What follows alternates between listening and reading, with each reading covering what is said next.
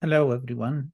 In this lecture, we're going to discuss renal disorders, and we will focus on renal failure, acute and chronic.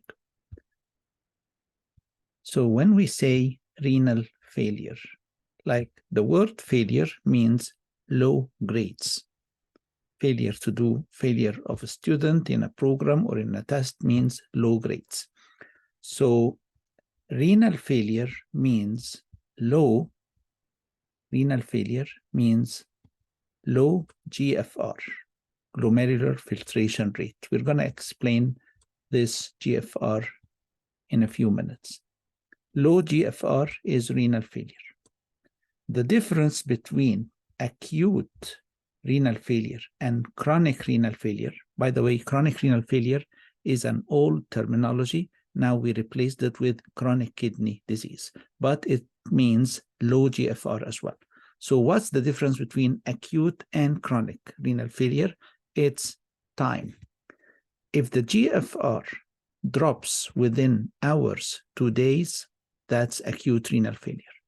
But if it takes the GFR weeks, months, years to drop to abnormally low levels, that's the chronic kidney failure, and then new terminology is chronic kidney disease. Let me start with some anatomy and physiology of the kidney. So the kidney is, we have two kidneys, of course, and the major or the functional unit of the kidney is the nephron. And this is here one nephron. Each kidney has about 1.2 million nephrons. Each kidney has about 1.2 million nephrons. And to develop renal failure, you have to lose 75% or more of your total nephron population. To develop renal failure, you have to lose 75% or more of the total nephron population. And this means what? If you completely, entirely lose one kidney, are you going to be in renal failure? Nope. Why? One kidney means you lost, if you lose one kidney, means you lost 50% of your total nephron population. This is not enough to result in renal failure. You have to lose 75% or more of your nephrons to have renal failure. Now, the physiology of the kidney, the function of the kidney is what? The function of the kidney is production of urine, excreting urine. And urine constitutes what? Urine constitutes the way we get rid of the bad stuff that we do not want to accumulate in the body, and we get rid of it by urine. So how the kidney performs its function. And here, let me shift to the whiteboard to talk about the physiology of the kidney as an introduction to the pathophysiology of the kidney. So simply, the kidney function is to clean out the blood. And actually, the kidney functions the way you should clean out your closet. So what's the best way to clean out your closet? Actually, the best way to clean out any closet is to take everything out. Take everything out of your closet and then return to your closet whatever you need. That's a guaranteed way of properly cleaning out your closet. 2 steps. Take everything out. Everything, like literally everything. If you really want to clean out your closet, take everything out of it. And the kidney does the same with the blood. The kidney takes everything out of the blood in a process known as filtration.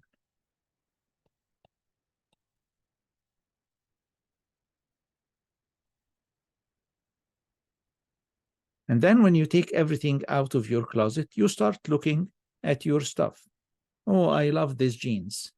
Let me take it back. I need these shirts. Let me put them back.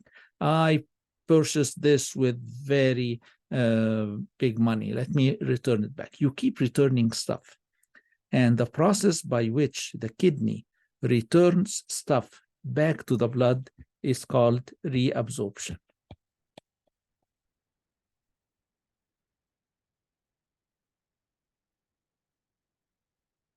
The filtration is a function of the kidney glomerulus. Hence the name glomerular filtration rate. And reabsorption is function of the kidney tubules.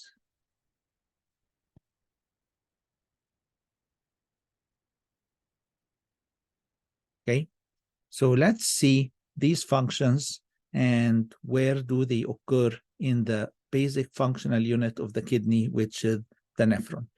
Let me draw the nephron for you. The nephron is nothing but tubules connected together. So the nephron starts with this capsule known as Bowman's capsule. Bowman's capsule is followed by a convoluted tubule known as the proximal convoluted tubule. And this proximal convoluted tubule is followed by what's known as the loop of Henle, which has a thick part and a thin part. And then the loop of Henle is, let me draw the thick part of loop of Henle, then the thin part. And then after the loop of Henle, there is another convoluted tubule. And to differentiate it from the proximal one, we call it the distal convoluted tubule. And the distal convoluted tubule opens into the collecting duct. And the collecting ducts coming from all nephrons open into the pelvic calyces.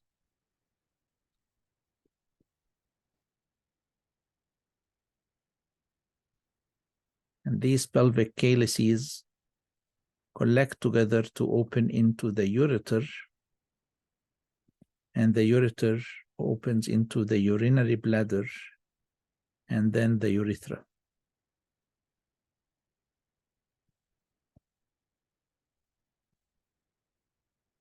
Okay, so here is like the kidneys here. This is the nephron. This is the nephron. Where is the glomerulus? So it's tubules. These are the kidney tubules. So let me put some names here. This is the proximal tubule.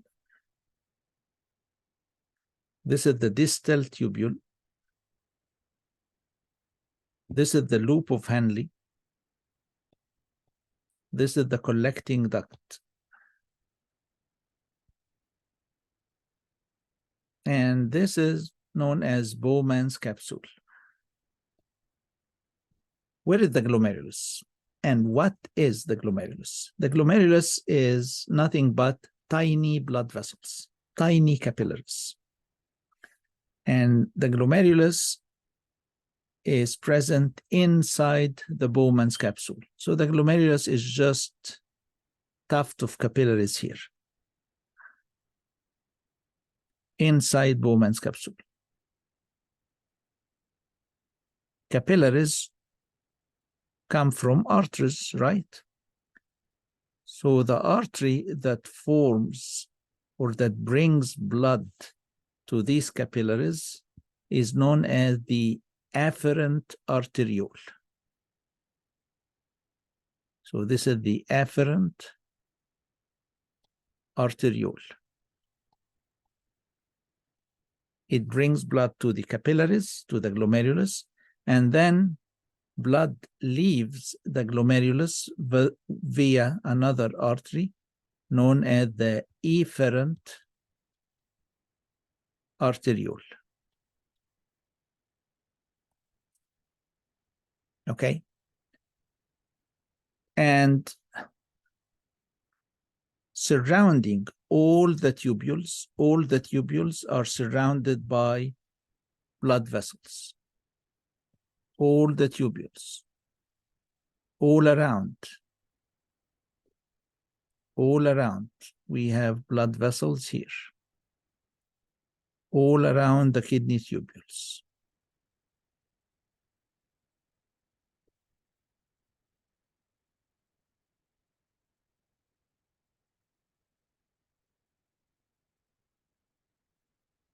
These are blood vessels around all kidney tubules.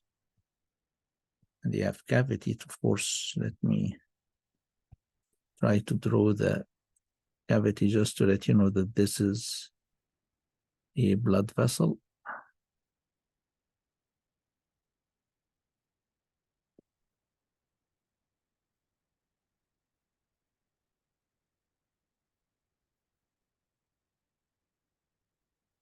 Okay.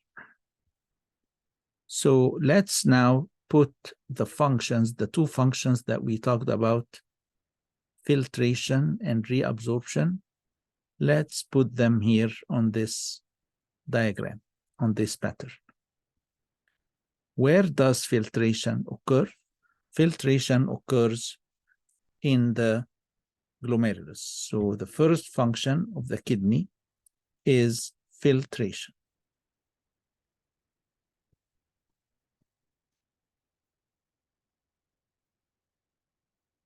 Filtration is the function of the glomerulus.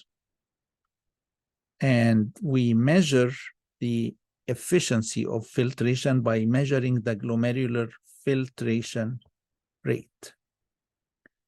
I want you to think of the glomerulus as part of the cardiovascular system. It's just capillaries. It's blood capillaries. And movement of stuff out of capillaries, if you remember, depends on the pressures. Remember, the hydrostatic pressure is a pushing pressure, so it pushes water and stuff out of the capillaries. So here, the filtration pressure pushes stuff outside the glomerulus into the Bowman's capsule. So this filtrate comes out here. Let me draw it as light blue color. So here we have filtrate coming out.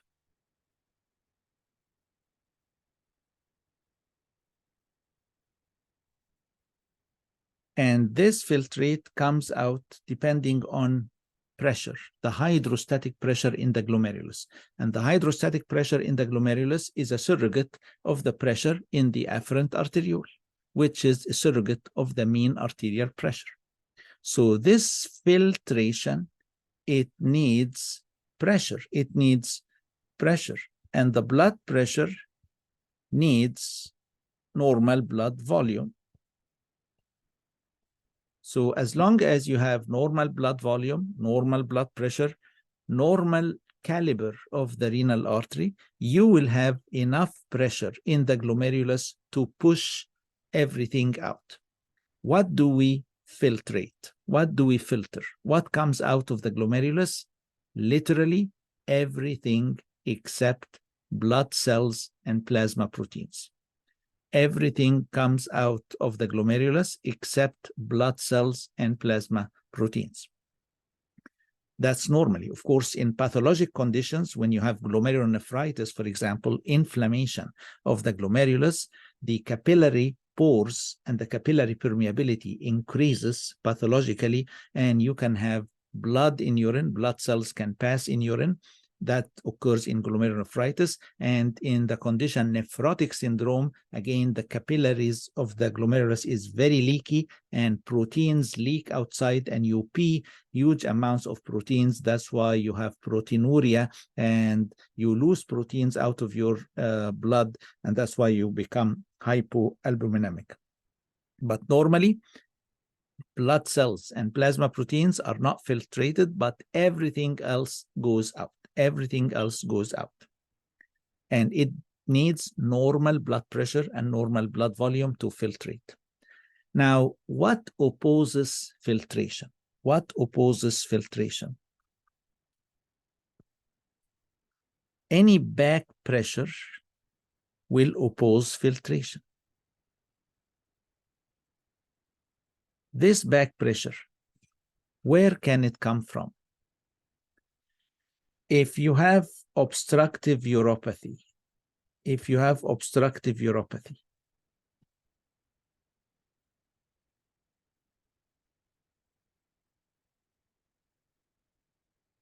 if you have big prostate here, compressing the urethra, you will have back pressure in the bladder, back pressure in both ureters, back pressure here, back pressure here in the collecting duct, back pressure in the distal tubule, back pressure in the loop of Henle, back pressure in the proximal tubule, and back pressure in Bowman's capsule, and this opposes filtration. So back pressure will oppose filtration. Everything passes out. All glucose goes out. Urea, creatinine, sodium, potassium, water, amino acids, everything, magnesium, phosphate, sulfur, everything passes out. Everything, I mean, is filtered. We filter 180 liters per day. 180 liters per day. Of course, we do not pee all that. I'm coming to this in the second step, which is reabsorption. Now, if we do not filter adequately, if the glomerular filtration rate is pathologically low, if we have low GFR means you're not cleaning your closet adequately. If you don't clean out your closet adequately, bad stuff will accumulate in your closet. Also, if you don't clean out your blood, bad stuff will accumulate in your blood. So how do we know that the GFR is going down? If we measure some stuff in the blood and we see it going up. And actually, we measure two things in the blood to tell us about the GFR. If we notice that the blood urea nitrogen goes up and the creatinine goes up, this tells us that the glomerular filtration rate is going down. And this is the full definition of renal failure. Renal failure is low GFR leading to high BUN and high creatinine. Low glomerular filtration rate causing accumulation of blood urea nitrogen and creatinine in the blood. And we are going to talk about blood urea nitrogen and creatinine in a minute. So we filter 100 liters per day. So 100 liters per day pass from the blood, of course, all over the day, from the blood to the Bowman's capsule, to the kidney tubules. Do we pee 180 liters a day? Of course not. We pee what? We pee like 2 liters. That's it. which means the majority of this 180 liters should go back to the blood by the process of reabsorption. By the process of reabsorption.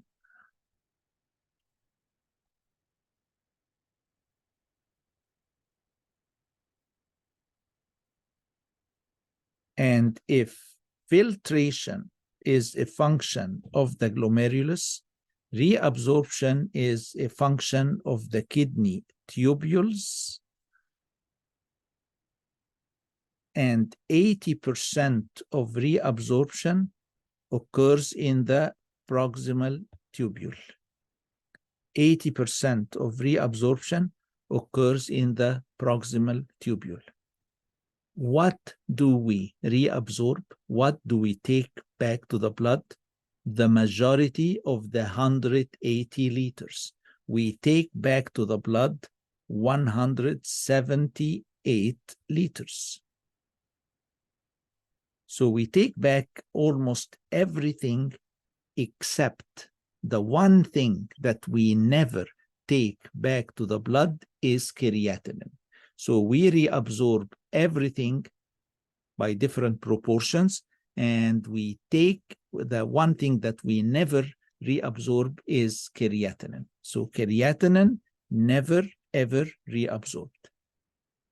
Creatinine never ever reabsorbed. That's a very important fact. We reabsorb everything except creatinine. So even urea, we filter urea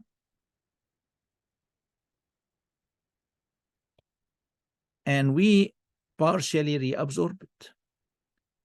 We take back all glucose. We filter glucose and we take it back.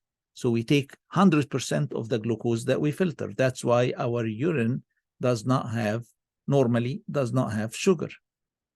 We take back 99% of sodium that we filter.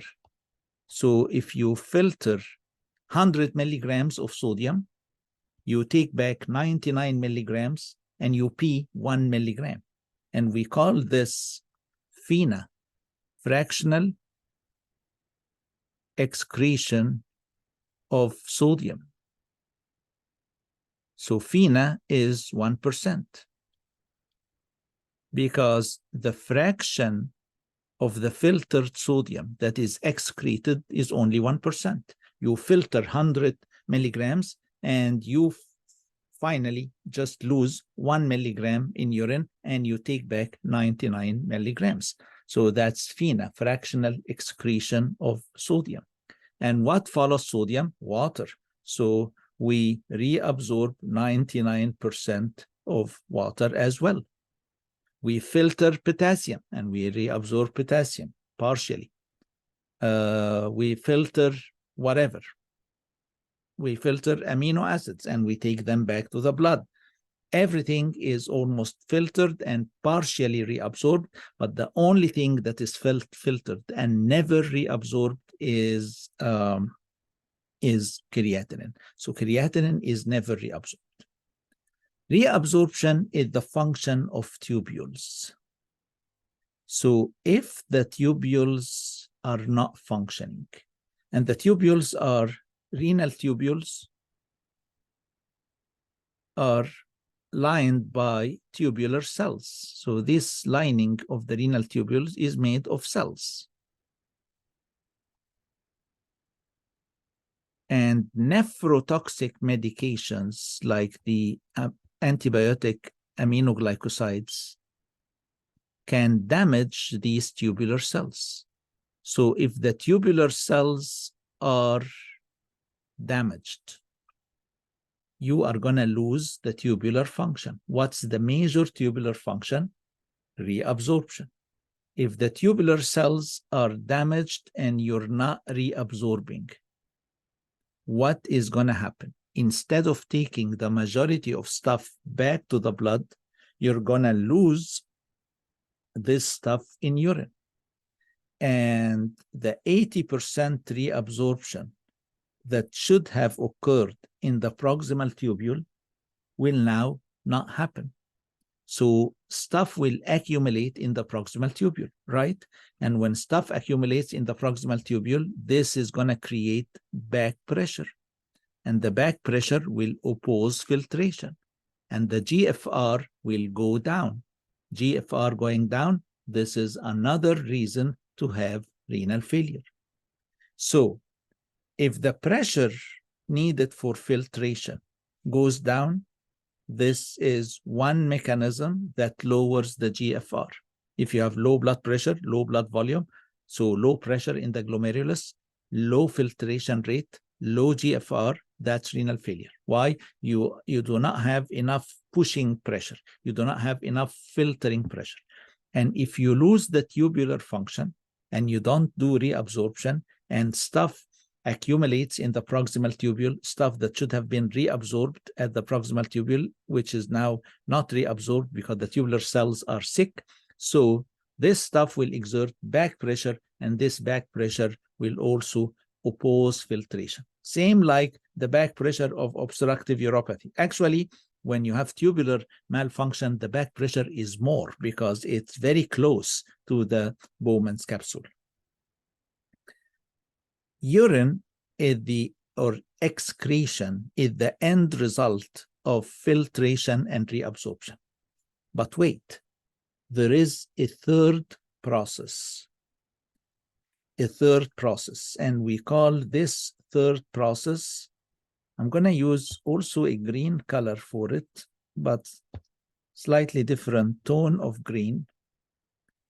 This third process is known as secretion. Secretion.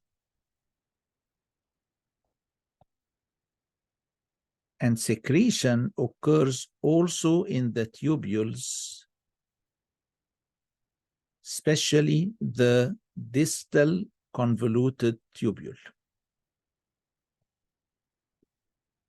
What does secretion mean?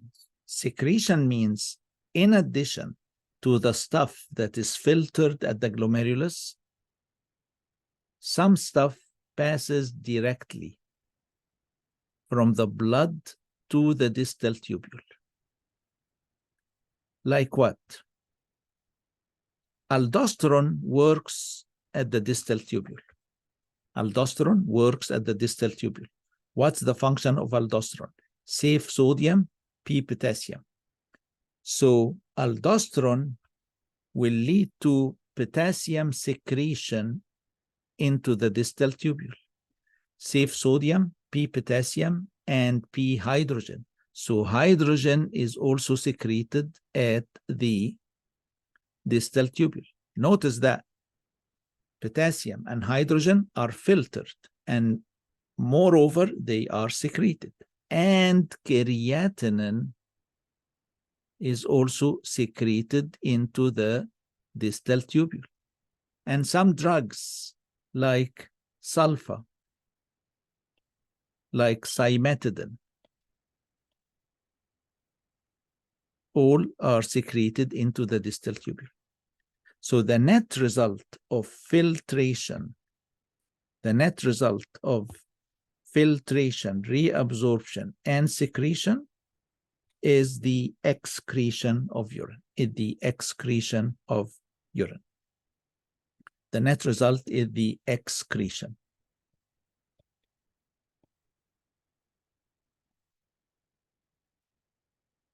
Okay, guys, let me get back to the PowerPoint and talk more about this very important introduction of the physiology of the kidney.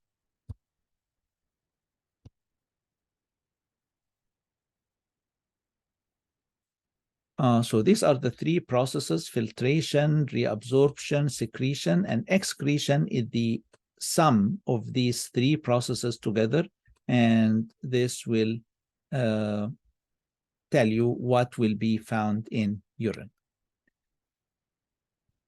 Plasma clearance, we're not going to talk much about plasma clearance here in pathophysiology, but we're going to discuss it in more details in pharmacology. Simply, plasma clearance means how long does it take you to clean unit volume of plasma in per unit time. How long it takes you to clean unit volume of plasma per unit time. That's the plasma clearance. Of course, the better the clearance, the better the kidney function. The higher the clearance, the better the kidney function. Now let's talk about the two markers of renal failure, blood urea nitrogen and creatinine. What is urea? What is urea?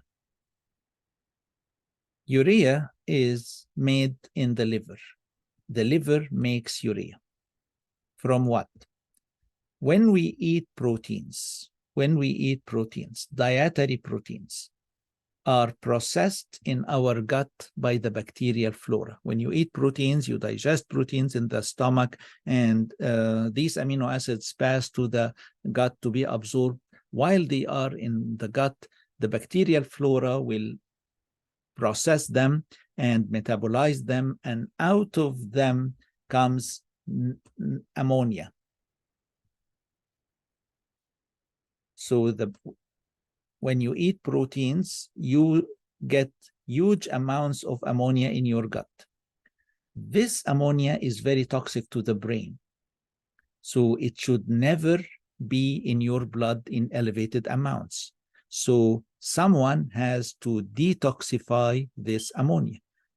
And ammonia and everything that is in your gut, before it reaches the systemic circulation, it goes to the liver first, the major metabolic organ of the body, to be processed in the liver. So this ammonia, with everything else from the gut, will go through the portal vein to the liver, and the liver will convert ammonia to urea. The liver will convert ammonia to urea. So if you have conditions that produce too much proteins in your gut, like if you bleed into your gut, then the bacterial flora will have a lot of protein to process. Then ammonia, there will be a lot of ammonia, so your BUN can get up, your urea can get up. By the way, why is urea harmful? Or why is urea considered waste stuff? Because it has nitrogen. So nitrogen is the worst thing in urea. Like nitrogen here, the worst thing in ammonia is nitrogen. Nitrogen in urea is as bad, but not, is bad, but not as bad. Urea is less harmful than ammonia. Urea is less harmful than ammonia. Of course, if you have renal failure, the urea accumulates in the blood, and when we measure the blood urea nitrogen, it is elevated. The only condition that lowers BUN, abnormally low BUN, is liver failure. Abnormally low BUN is liver failure. Because the liver is the factory where we make our urea. So if the factory is not functioning, then the urea goes down. Remember, how does the kidney handle urea? In the kidney, urea is filtered and reabsorbed, but of course reabsorbed partially. So you reabsorb like 40% of it, 30%, 40%. So in the kidney, urea is filtered and reabsorbed. Now let's come to the second parameter, creatinine. What is creatinine? In simple words, creatinine is the muscle poop. Creatinine is the muscle poop. It's the waste product of the muscle. It comes from muscle catabolism. That's why if you are more muscular, your serum creatinine will be higher than someone who is not muscular at all. Therefore, males in general have higher creatinine than females.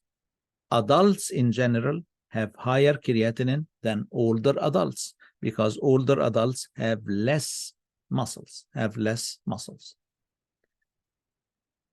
The most important thing to know, how the kidney handles creatinine. In the kidney, creatinine is filtered and also secreted. Your body hates creatinine the most, but is never reabsorbed. This is very, very, very important. Some drugs can prevent this secretion of creatinine into the distal tubule, like sulfa antibiotics or cimetidine prevents the secretion of creatinine into the distal tubule, and this can increase serum creatinine. Okay.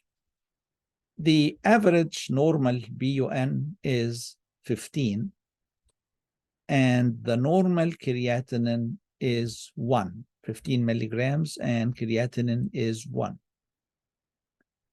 So here, the BUN to creatinine ratio normally is 15:1, which means it's 15.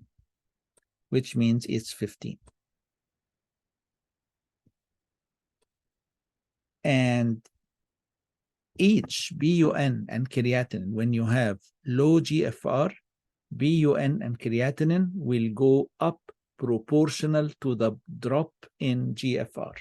Let me explain this using the whiteboard. I'm progressing kind of slowly, intentionally in this physiology because it's important to understand it. So the mechanism that increases BUN and creatinine in renal failure is the low GFR. So if GFR, if it drops by 50%,